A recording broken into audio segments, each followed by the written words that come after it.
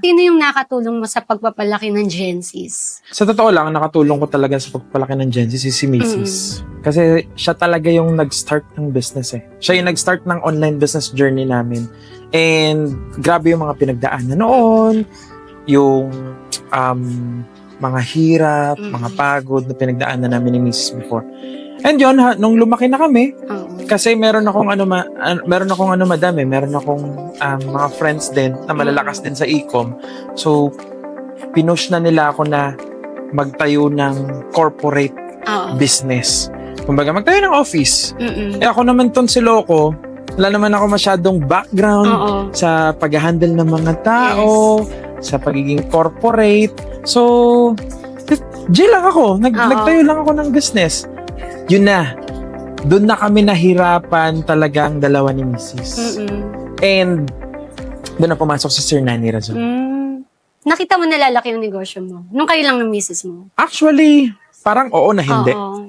Parang hindi ka pa sure talaga nalalaki ng katulad ngayon? Hindi talaga ako. Sa totoo nga lang, sabi ko, Madam, kay Mrs., hindi ko pinangarap naman na lumaki ng ganito. Hindi ko pinangarap na umabot ng mga 300 employees. Hindi ko pangarap na napakalaki ng sales. Ang pangarap ko lang noon, magkaroon ng kotse, magkaroon ng business, mapakain ng maayos yung family ko. So, yun lang. Tapos, dire-diretso yung trabaho. Nagulat na lang ako lumaki na siya. And nakita mo na pagpasok ni Sir Nani Razon, malaki talaga ang naitulong sa inyo. Yes. Kasi as startup, kaya mo pa yan eh. Eh kami parehas ni Mrs. Limited naman ang idea namin eh. Si Sir Nani kasi, yung partner ko, ano talaga yan, sobrang galing niya. Grand upline siya ng mga sa networking.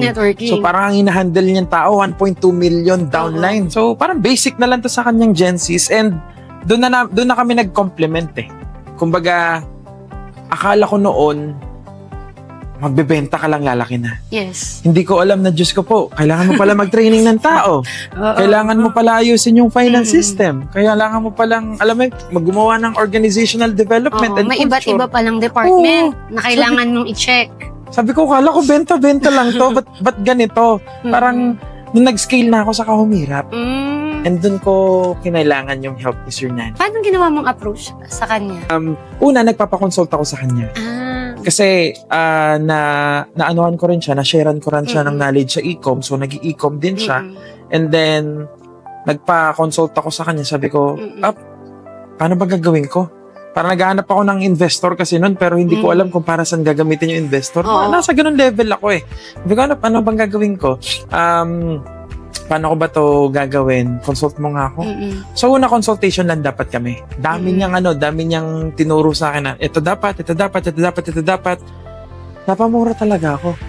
Sabi ko, shucks, ang dami naman gagawin. So, sige nga, consult mo na lang ako. Punta ka dito. Ang usapan, 3 times a week lang muna. Tapos, yun na.